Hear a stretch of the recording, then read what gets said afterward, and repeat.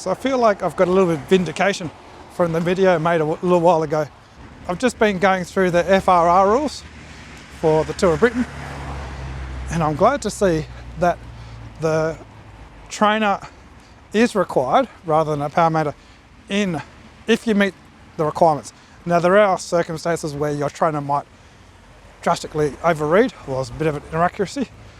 There is a bit of leeway. You can contact Richard, who has done.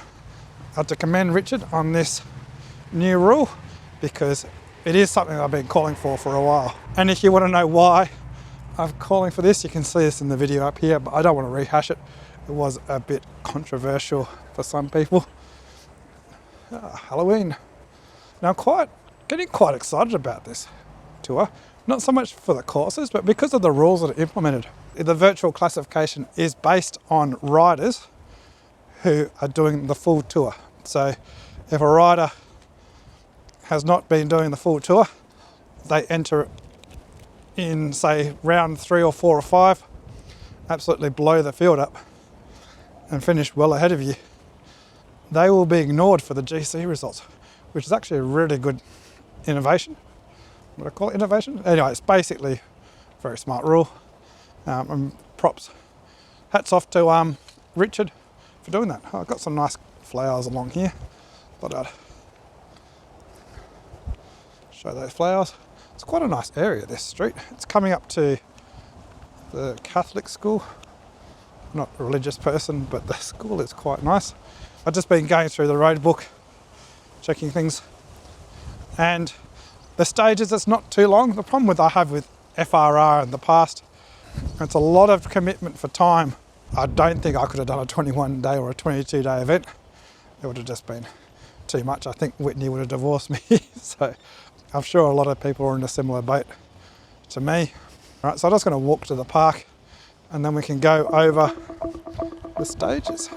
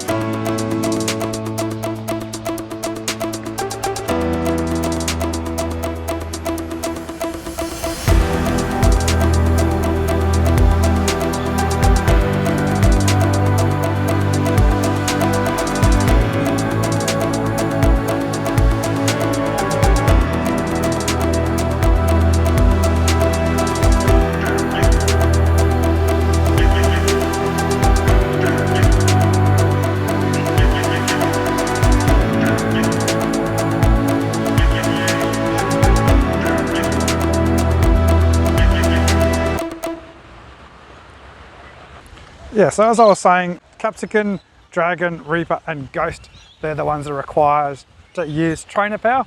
If you're below that, then you can use your power meter, which is probably pretty reasonable considering those standards.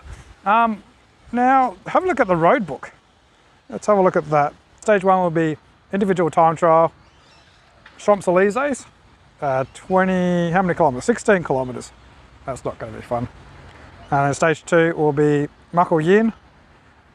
There'll be sprints, climbs, and of course with FRR, there's the climb and also the sprint jerseys.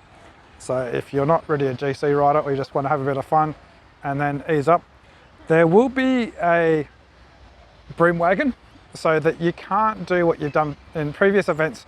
What you could do is you could do a sprint and then just cruise home as slow as you want. But that now does not exist. There will be times published before the event about what the broom wagon, what the time will be, the cutoff time will be for you to get those points. You can still do it. Your points will be adjusted depending on the penalty. I'm not quite sure exactly what that will be, but that's a good innovation as well. It just gives people a little bit more incentive to push hard for those sprinters. And then stage 3, that's going to be the London Pretzel. So these are all custom courses. So the stage 2, which is the Muckle Yin, that's going to be 48 kilometres. Stage 3, which is London Pretzel, that's 51 kilometres. Now I will look at these stages in a little bit more detail, probably a bit later on. I'll try to anyway, before they actually are. Now stage 4 will be Harrogate 2019 Worlds, 28 kilometres.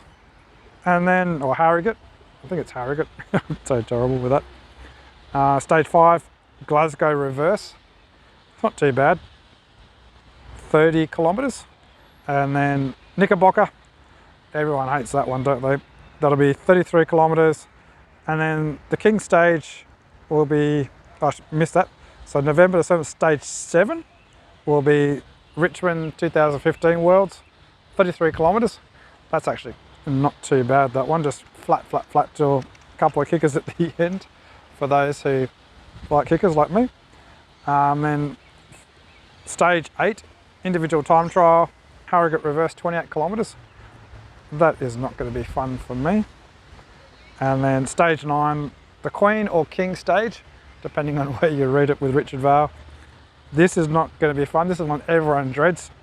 Well, okay, it'll be fun for those who are good climbers who can finally shine. That will be Surrey Hills, 54 kilometres.